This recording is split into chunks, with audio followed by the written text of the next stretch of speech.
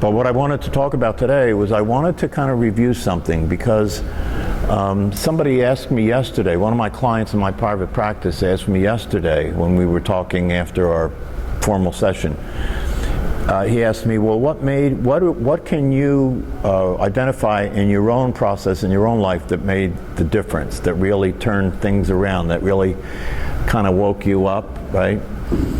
And the answer to that question was when I discovered, and I don't remember exactly when it was or where it was, but when I discovered this business of that I am not who I thought I was.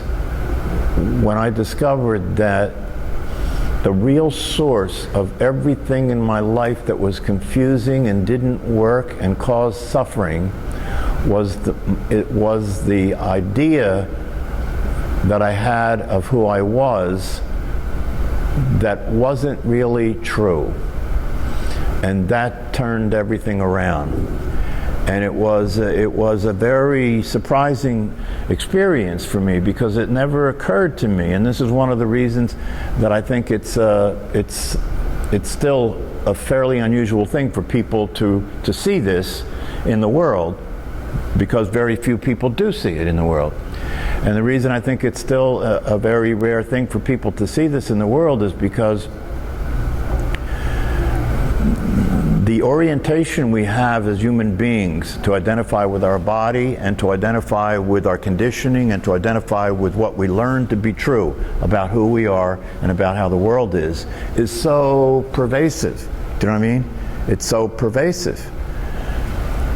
And one of the things the thing that has reality be considered reality more than anything else is agreement, right? Agreement. If everybody agrees the world is flat, the world's flat. If everybody agrees that the sun goes around the earth, then that's the way it is. The sun goes around the earth. It doesn't matter whether that's true. See, it doesn't matter whether that's true. Agreement is what people use to determine what's true. And for the most part, most of humanity agrees that you are this body and that you are the person that you have been taught that you are. You know, you are the person that is a member of your family. You are the person that is a part of a member of the country that you live in.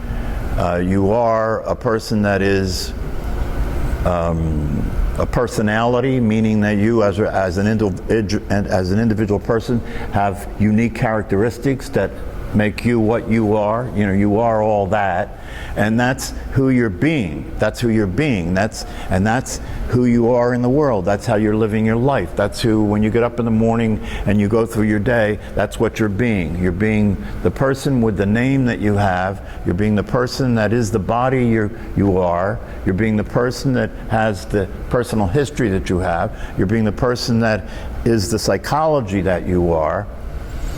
And for most of humanity, that's it. That's a wrap. That's it.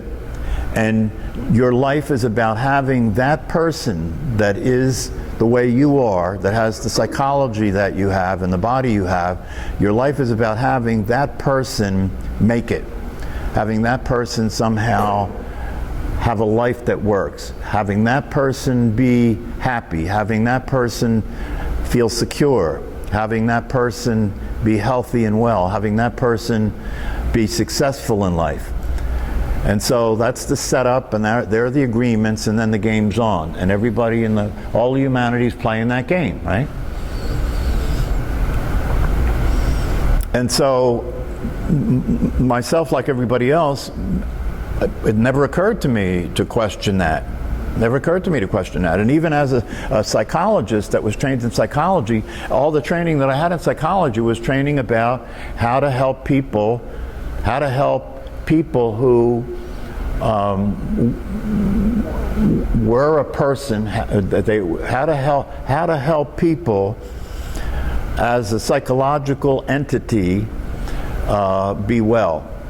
And come out of illness, come out of mental illness, come out of dysfunction, whether it be depression, anxiety, difficulties in relationship, etc., etc. But all of conventional psychology is about that. Is about helping people. So that's all. That all happens within the the existing agreement that who people are is their body, is their psychological self. And then so when you work with them psychologically in conventional psychology, that's what you're working with. So you're helping the person change something, change the way they are, think differently. You're helping them to get over things that have happened in their life, like traumas, so that's no longer disturbing them. You're helping them to be better at relating to one another and so forth. But it's all happening inside that box of the reality is that that's what you are.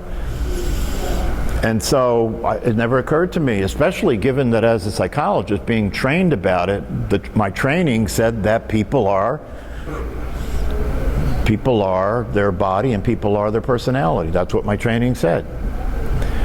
And so when it first occurred to me that that was not actually the whole story, that wasn't actually true, even when I first heard it as a concept, it was like, interesting, but the way it landed for me was that it's kind of a spiritual teaching. It was kind of religious in some way, mystical maybe, airy-fairy, but I still didn't get it. I still didn't really get it. And then at some point I did get it. And when I did get it, like really get it, that who I was being wasn't who I really was. And I really got the implications of that, and I really saw the truth in terms of who is it that I really am, which I think is necessary. I think you have to recognize the truth of yourself in order to really get what you're not, right? You have to really recognize that what you are is obvious and evident and always available to be noticed, but so unrecognized and so consistently ignored that it seems like it's not there at all, right? So unrecognized and so consistently ignored that it seems like it's not there at all. And if it seems like it's not there at all, then what does seem like it's there is who you think you are, because that is easily recognized, because you're being that, you're thinking as that, you're acting as that, you're identified yourself as that, and you're acting and you're interacting in a world where everybody else is doing that, right? So there are people, when you do discover this, there are people who would look at what you are saying you now see to be the case as that you're weird. Something's wrong with you. What are you thinking? Why are you? My mother used to say to me when I would try and have conversations with her about this, she would say to me, why are you thinking things like that? Why don't you just relax and accept that things are the way they are? Because from her point of view, this was like weird stuff that you were just wasting your time getting involved with. It wasn't going to make any difference. But when you see this clearly, you see that it makes all the difference. Did I turn this on? Yeah. When you see this clearly, you see that it makes all the difference, and that's why I think it's worth taking the time to review it. And what there is to review is to get that the single thing that your world hinges on, that it turns on, is your identity. Is it not? The single thing that your world operates from is your identity. Who you consider yourself to be, right? Who you consider yourself to be is the you that is being in the world, is the you that is interacting with life, is the you that is being successful or not, is the you that's being relaxed or not, is the you that's being functional or not, is the you that's being anxious or not, or depressed or not. And so rather than looking at these dysfunctional situations or these difficulties that people have emotionally and mentally and physically, so rather than looking at that in terms of, okay, let's look at you as a person, let's find out what happened in your childhood that made you crazy, let's look at you as a person, let me understand how you think so we can see if we can change some of that, you know. Let's look at you as a person and understand why you're depressed and see if we can work that out a little bit so you don't have to be so depressed. And if we don't succeed, then we'll put you on medication, right? And we'll just control your chemistry and, you know, see if we can change your experience of yourself and your life that way. Rather than recognize the fact that the idea that you have of who you are and the limitations that go along with that, you know, that you consider yourself to be your body, you consider yourself to be this psychological person, this psychological personality, you consider yourself to be all that, when in fact that's not actually the case. That's the problem. That's the problem. And that's what happened for me when I woke up and discovered the truth. And when I say discover the truth, what I mean by the truth, because people throw that word around a lot, like, what's the truth, right? What I mean by the truth is that which does not change is true, versus that which changes is not true because it's never the same, right? So it's never true, it's always changing. That which never changes is true because it never changes, it stays the same, it's true. It stays true to itself, and what's not true changes all the time. And when you look at the truth that way, the truth is that who you think you are is changing all the time, is it not? Your thoughts are changing all the time, your body's changing all the time, your feelings are changing all the time, it's changing all the time. Who you think you are is changing all the time. But the awareness that is there, see, even if I say that for a lot of people, that saying that already opens something up that's not visible to most people. The awareness that is there, right? And there is awareness there, is there not? Obviously, because if there wasn't awareness there, you wouldn't be here, right? So obviously there's awareness there, but when you discover that the awareness that is there is you, not what the thoughts say you are, not what you learned you are, not what you believe you are, not what your conditioning said you are, but if you take all that away, the awareness is still there. And the awareness was there before you learned to be any of those things. And so the awareness is the truth. It doesn't change. Your awareness doesn't change. It's just aware, it's aware, it's aware, it's aware, it's aware, it's aware. It doesn't change. What it's aware of changes, but it doesn't change. And so it is constant. It is stable. It is reliable. And if it is who you are, then it is the answer to your problems.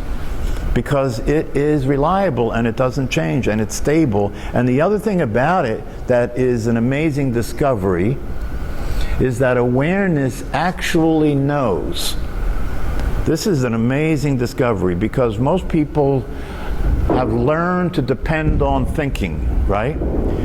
Learn to depend on thinking. In other words, the way most people are existing is that they're thinking their way through their life. Is it not the case when you wake up in the morning, you start thinking, and the thinking is the way you're living. You're thinking about what you're going to do, you're thinking about what you're going to have for breakfast, you're thinking about how you feel, you're thinking about what happened last night, you're thinking about what's going to happen in the future, you're thinking, right? It's thinking, thinking, thinking, right?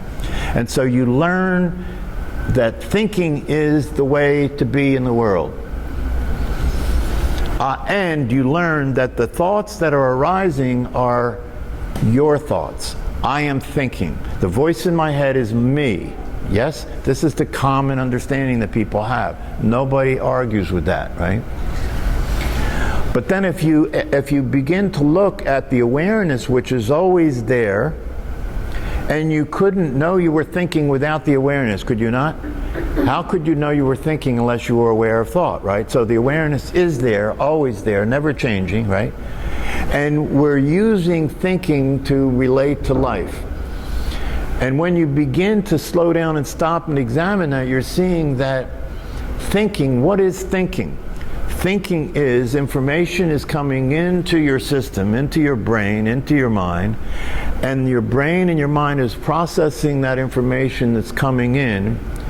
And when it processes it in relationship to your past experience, it processes it in relationship to your beliefs, it processes it in relationship to your conditioning, and then what you get is what the product is after that. You get the result of all that. Therefore, thinking is not a direct relationship to what's happening. It's an interpretation of what's happening that gets processed. And if you believe that the sun circles the earth, if you believe that, then when you look at the sun, what your brain processes is that the sun is circling the earth. Right? Now that's not true, is it?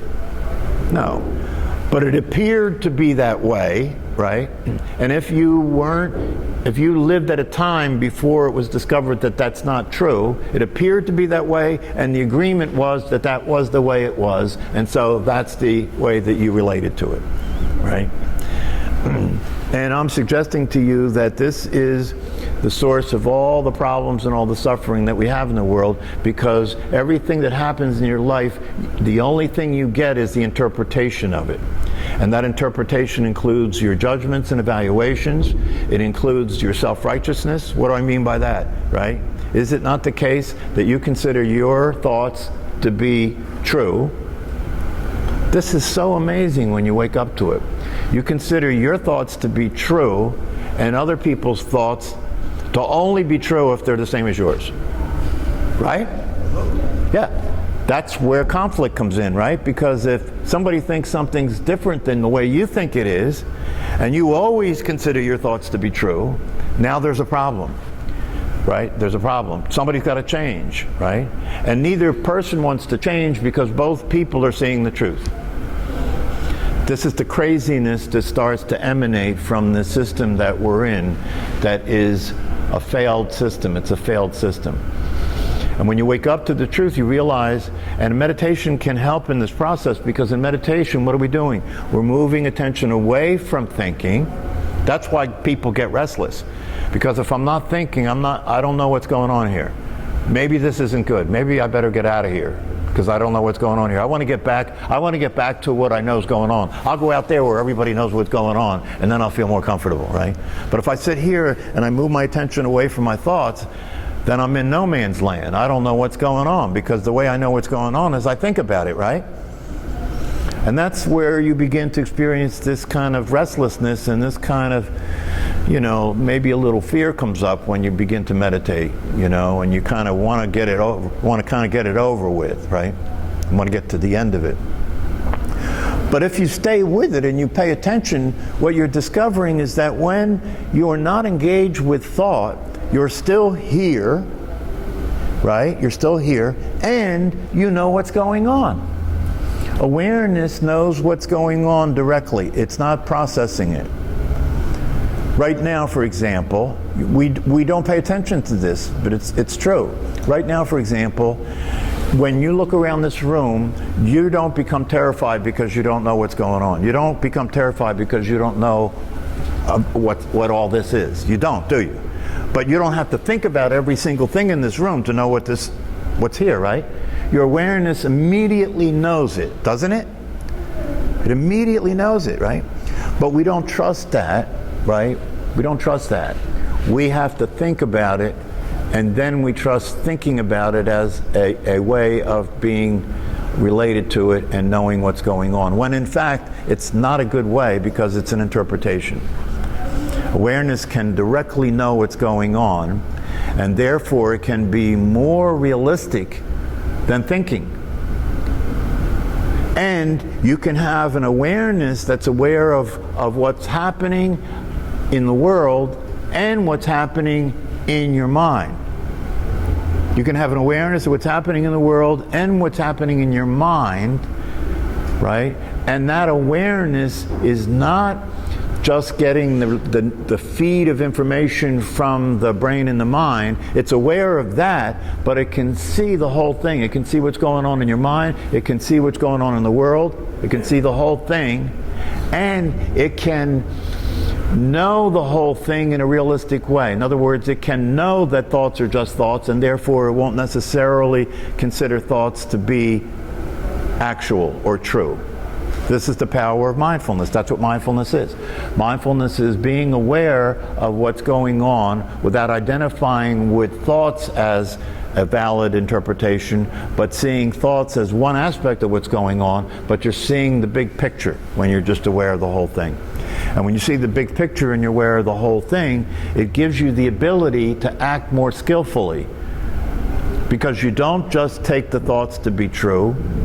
The awareness uses a natural sense of discernment to see, is this thought realistic in relationship to what's going on? And that gives you a whole new way of being that is much more skillful.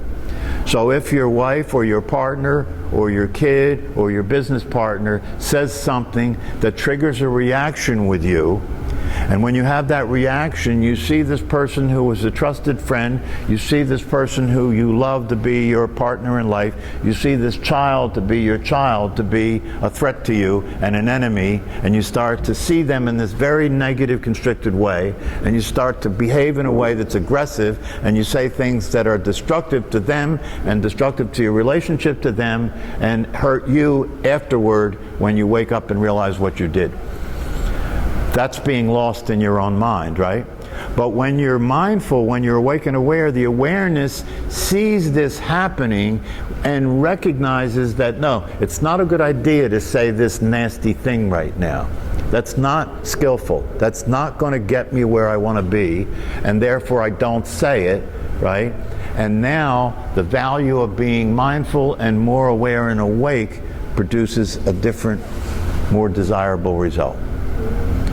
And where does it all go to? Where does it all come from, right? Mindfulness is a step in the right direction, but the rest of the direction to go in from there is to take the full trip, and the full trip is to realize not only being more aware and being less in your head is more powerful and skillful, but then realizing that who you think you are and who you're being that's happening automatically and mechanically most of the time is not the truth about who you are. It's a very limited conditioned reality that you consider yourself to be, and it is not the truth of who you are. And so if that's all you're being, if that's all you can be, if that's all you know yourself to be, you're living in a very limited way. You're living in a very constricted way, a very small way that's limited to what your mind and your brain can produce.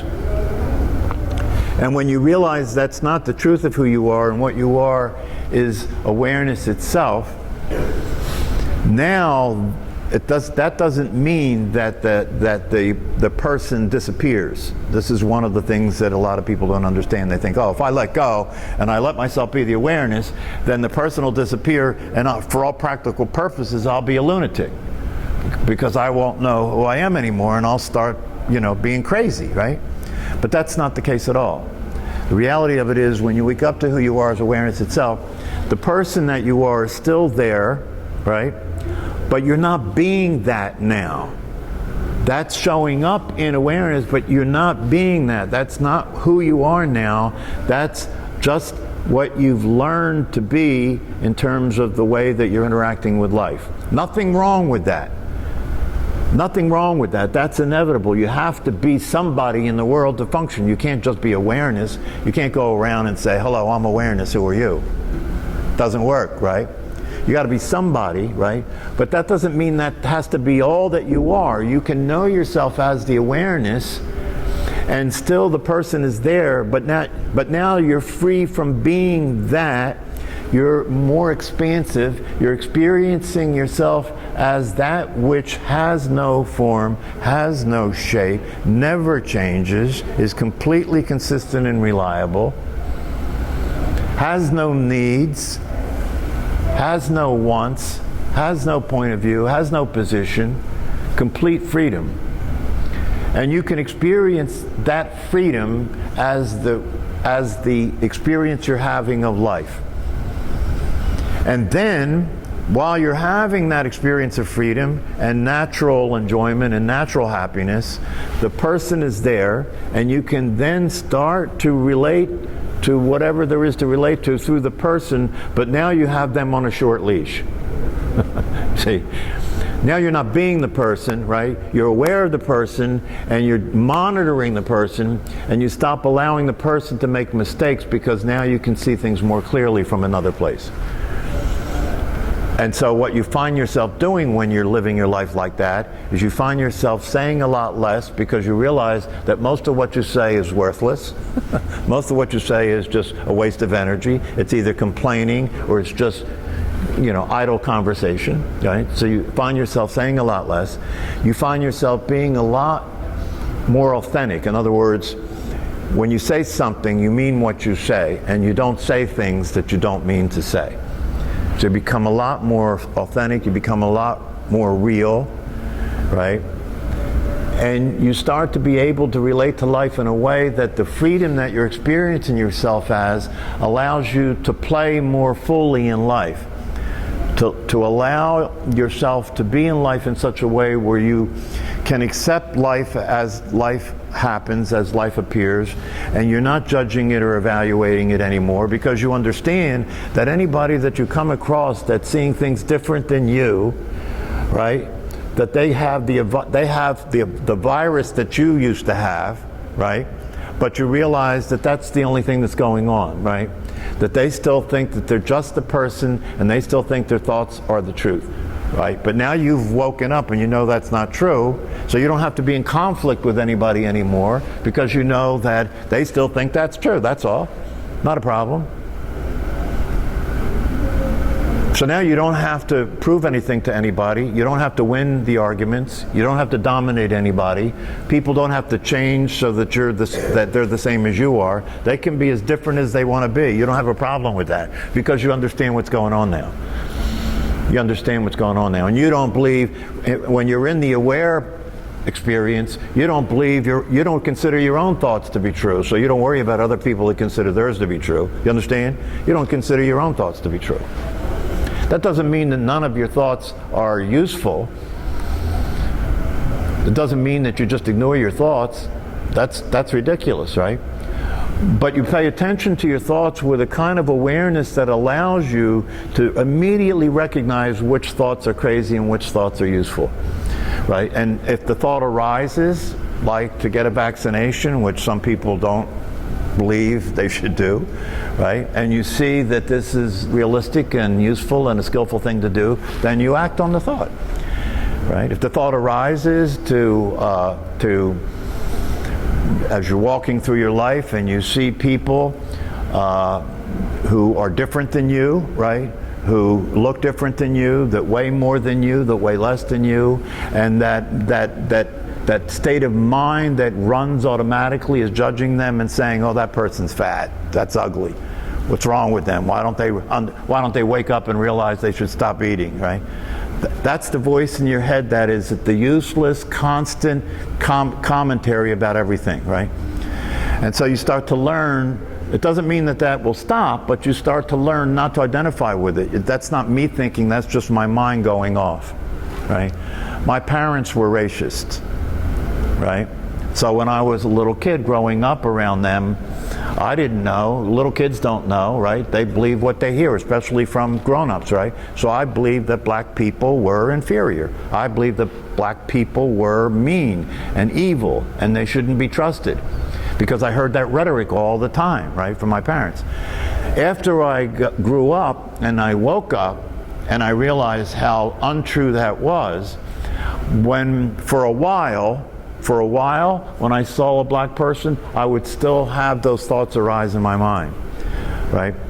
Because it's automatic and mechanical. That's the way your brain gets programmed, right? But when they arose at that time, I recognized immediately that's not true at all. That's ridiculous. But the thought still arose, right? And after a while, because I wasn't relating to it or identifying with it, the thoughts stopped arising. Now it doesn't happen at all. That's how gradually your brain and your mind readjusts itself to reality. And you start being more realistic. You start seeing your irrational judgments and evaluations. You start recognizing your irrational reactions to things. And you start giving that less attention. You stop identifying with that. And as you do that, it dies out. Anything you don't feed will die. Anything you don't give energy or attention to will die. And it leaves you freer.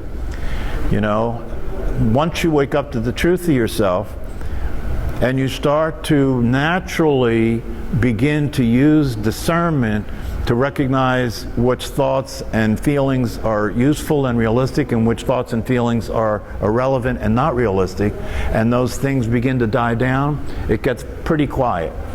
Your mind becomes pretty quiet. That's what people talk about when they say that they're experiencing peace. They're experiencing peacefulness. It's just quiet. There's a lot less thinking going on. So it's important to come back to this basic teaching that who you think you are is not the truth of yourself. And it's very important to emphasize that that's the key. That's the key. If there's one thing that I want to get across to people, even in my private practice when I work with people psychologically, if there's one thing I want to get across to them, it's that. Stop considering who you think you are to be the truth of yourself and start to notice and look at the possibility that there is an awareness there that is the truth of who you are, and see if you can start to pay attention to that. That will kind of start to allow you to let go of what's not the truth, what's not real. And it's very important to understand that that doesn't mean that who you are as a person is not real or is not true. What it means is it's not who you are. It's an expression of who you are as awareness. It's not who you are. When it's who you are, you're limited to being only that, and that's going to cause life to be a difficult proposition.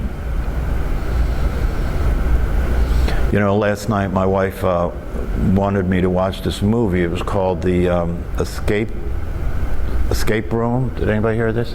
It's a new movie that's out. It's called The Escape Room. And apparently, I don't pay much attention to things like this anymore, but apparently she started telling me that this is a new thing, that you can go, there are these places that you can go now, and you pay a certain amount of money and they put you in a room with a bunch of people and you have to figure out how to get out, right? They leave you there for a certain amount of time. Yeah, the escape game, right? And so this movie was called The Escape Room, and it was based on that concept, right? Take Jay with you, he'll figure it out. But you know, the thing is this, you know, when I heard that concept, I thought to myself, wow, if you understand the message that I'm speaking, then you are in the escape room. And the escape room you're in is the state of mind you're in, is the escape room. And the game's on, you know. Can you get out of your mind? Can you escape that room, right? And it's an interesting thing because if you take it on, if you take it seriously, and you understand the implications of it, and you understand that your life depends on it, right? Then you start to play the game very seriously. How do I get out of my mind, right? And the key to getting out of your mind is to pay attention to awareness and know yourself as that. As soon as you're being that, you're out of your mind. But this game is a little different. You're out of your mind, but then as soon as something happens around you that stimulates your thoughts and your fears and your beliefs, you're back in the room.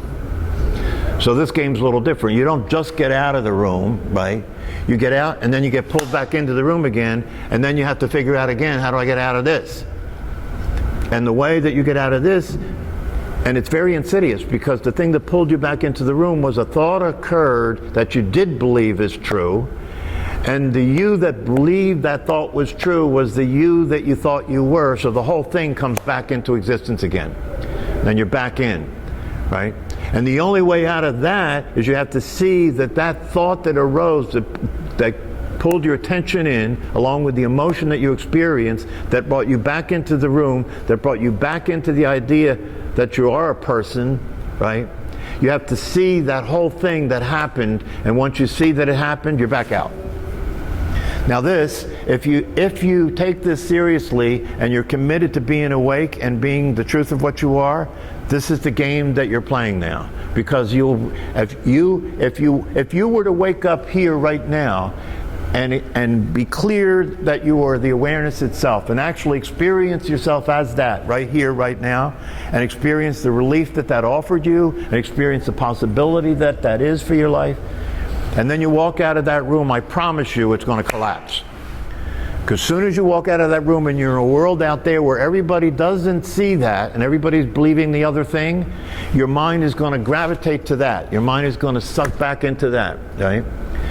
So then the question is, can you wake up when that happens? When you're out there in the world, can you wake up again? Can you break the dream? Can you break out of the hypnotic state, right? And that becomes the game. And what you find out, if you take this seriously, is sometimes you can and sometimes you can't. In the beginning, most of the time you can't.